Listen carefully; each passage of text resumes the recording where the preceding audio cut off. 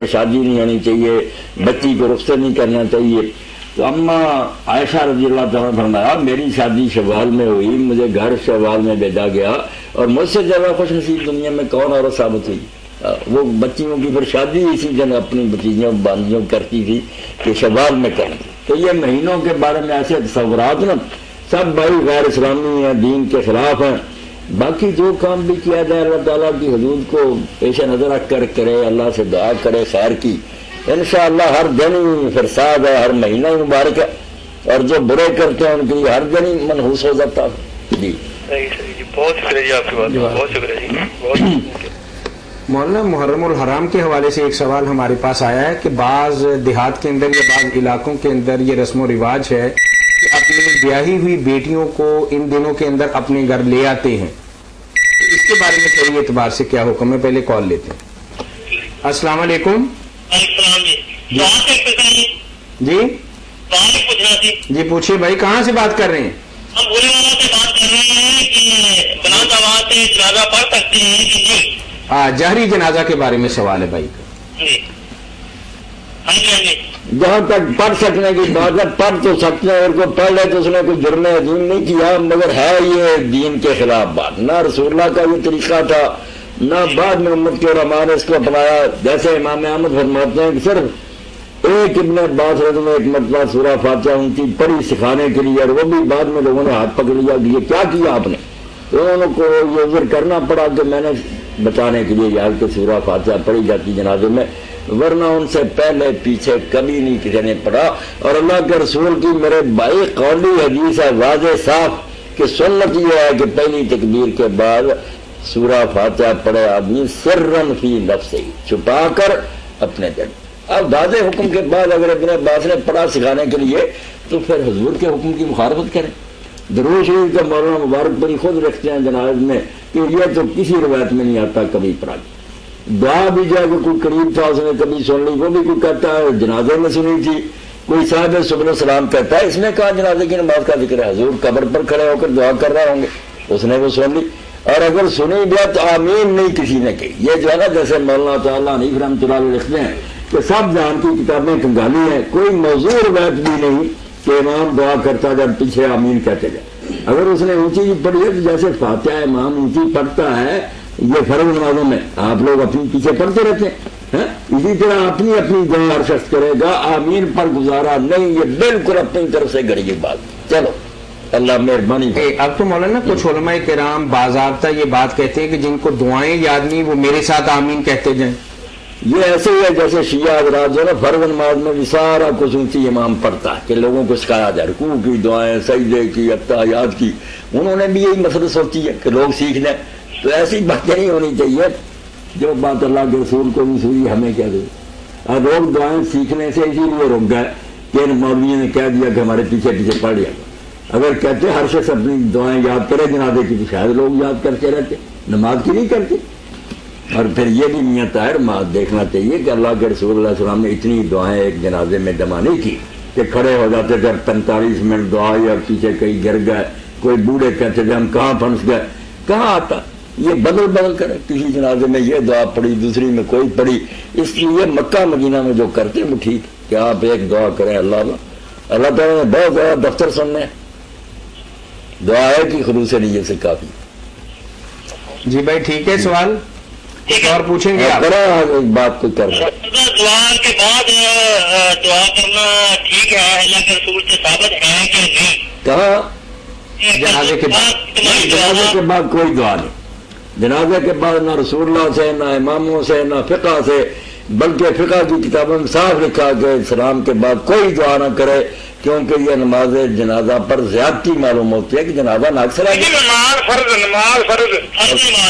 نماز کے بعد بھی اللہ کے رسول نے دعائیں کی ہیں، بہت سکھائی بھی ہیں، اور ہاتھ اٹھا کر آپ نے ساری عمر نہیں کی.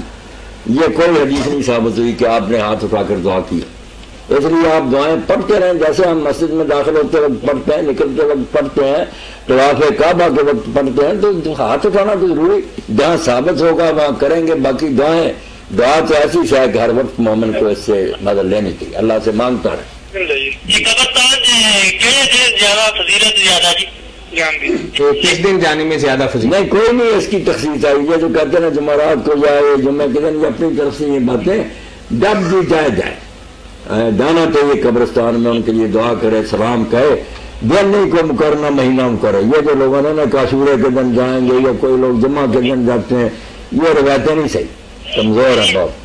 کئی لوگ جمعے کے بعد کہتے ہیں کہ جانا اچھا ہے. نہیں یہ جو کہتے ہیں میرے بھائی زیادتی کرتے ہیں کہ جو دین میں نہیں بات کہی کہ جمعہ والے دن اچھا، وہ کیوں کہتے ہیں؟ جس دن جی چاہے جائیں، منگل کو جائیں، سوموار کو جائیں. جی کوئی پکی نہیں ہے، کوئی دن نہیں اس کے لیے مقرر نہ کوئی دن جو ہے فضیلت والا. اچھا یہ نماز باقی اگلے اتوار کر لیجئے گا انشاءاللہ، کیونکہ اتنا ہی آپ کے لیے وقت تھا. پوچھنے والے تھے، اللہ خوش رکھے آپ کو، مہربانی. جی وہ محرم الحرام کے حوالے سے میں نے سوال کیا تھا کہ اپنی بیاہی ہوئی بیٹیوں کو اپنے گھروں پہ لے آتے ہیں. بس لوگوں کے ذہن میں اس واقعہ کا جو ہے نا صدمہ وہ ایسا ہے کہ امت مسلمہ میں اکثریت جو ہے، مسئلہ تو نہیں نا یہ دین میں کوئی بات ہے، شادی بھی کر سکتا ہے، یہ سارے کام کر سکتا ہے، مگر لوگ برا جانتے ہیں کہ یار اتنا سانحہ گزرا اور آج تک امت رو رہی ہے، آپ کو یہ باتیں سوجھی ہیں. اس لیے اگر کرتے ہیں تو ان کو ان کی نیت کا اجر ملے گا.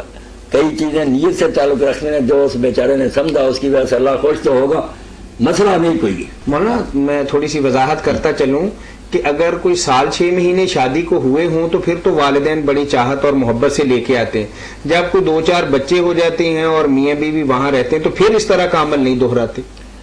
پھر وہ خود ہی سمجھ جانا کہ میاں بیوی کو اتنی مدت ہوگی اکٹھے رہتے ہیں، وہ اتنے بے صبر تو نہیں ہوں گے، خود ہی خیال کریں گے، یہ سمجھ لیتے ہیں نا. شروع میں تو ہوتا نا نئی شادی ہے، جوش شباب ہے، تو بچے ہیں شاید پرہیز نہ کرے، بات تو آپ سمجھ رہے ہیں.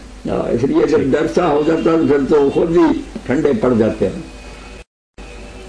جی بارک اللہ فیک. مولانا ہمارے پاس ایک تحریری سوال ہے، تو بھائی لکھتے ہیں کہ میں پشاور یا دیگر مختلف علاقوں سے، کبھی کوئٹہ کبھی کسی اور جگہ سے بیرونی ممالک کی اشیاء خرید کر لاتا ہوں، اور میں یہ بتاتا چلوں کہ یہ غیر ملکی مصنوعات میں پاکستان کے ہی کسی شہر سے خریدتا ہوں، اور غیر قانونی طور پر ہمارے ملک میں وہ داخل ہوئی ہوتی ہیں اور اپنے شہر لا کے بیچتا ہوں. تو کیا میرا یہ عمل خلاف شریعت یا ملک کو نقصان پہنچانے کے مترادف تو نہیں؟ جیسے آپ خود اپنے کرم سے لکھ رہے ہیں اور آپ کا دل بھی گواہی دیتا ہے کہ ملکی قوانین کے خلاف ہے، ملک کو نقصان ہی پہنچاتی ہے یہ چیز ہے، اسی لیے حکومت نے پابندیاں لگائی، ورنہ میں نے کیا تکلیف ہے، اور مال بھی تو بکتا. اس طرح باہر سے مال آئے، ملکی مصنوعات کی پھر بربادی ہو جاتی ہے، یہاں کا کاروبار کارخانوں کا ٹھپ ہو جاتا ہے. تو اس لیے بہتری سوچ کر حکومت نے ایسی چیزیں کی ہیں. تو دین مانتا کہ جن چیزوں میں امت کی اور ملک کی بہتری ہے اس کی پابندی کرنی چاہیے.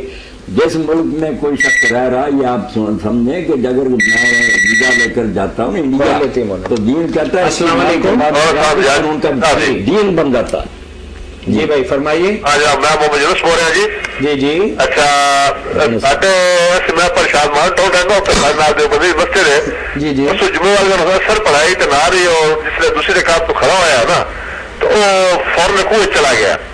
تیسری رکعت اس سلسلے پڑھائی ہے، دوسری رکعت اس سلسلے پڑھائی ہے، تو میں شریف ہی مدرانی الحمدللہ کیا سی جس تک سلام تھے. جب میں اس کو پوچھا تو اتنی تیزی میں کیوں پڑھ رہی ہے، اس کا میں پڑھی کوئی نہیں، بس تجھے پڑھی کوئی نہیں، کیوں نہیں پڑھی. سارے حنفی مسئلہ کے تیسری چوتھی رکعت سورۃ فاتحہ پڑھنی ضروری نہیں ہے. ہلو جی سن رہے ہیں آپ کی بات یونس بھائی. اچھا، اور سارے مسئلہ کے تیسری چوتھی رکعت پڑھنا ضروری نہیں. میں کھڑے کے پڑھی کر پریکٹس کرائی نے سارا من پوچھا جامع امدادیہ بولنا کہ آج سارے مسئلہ کے تیسری چوتھی رکعت سورۃ فاتحہ پڑھنی ضروری نہیں. سن پڑھ لو ٹھیک ہے، نہ پڑھو تا بھی ٹھیک ہے. یہ سارا پرابلم کی وجہ آ گئی ہے. ٹھیک ہے آپ کو جواب دیتے ہیں مولانا. یونس بھائی صاحب کی بات مختصر مجھے سمجھا ہے. جی مولانا حضرات جو ہے تیسری اور چوتھی رکعت میں فاتحہ نہیں پڑھتے، کیا ضرور کرتے؟ فرض نماز کی اس میں سورہ فاتحہ نہیں پڑھتے. یہی بتایا نا آپ. جی فرض نماز تھی، باجماعت نماز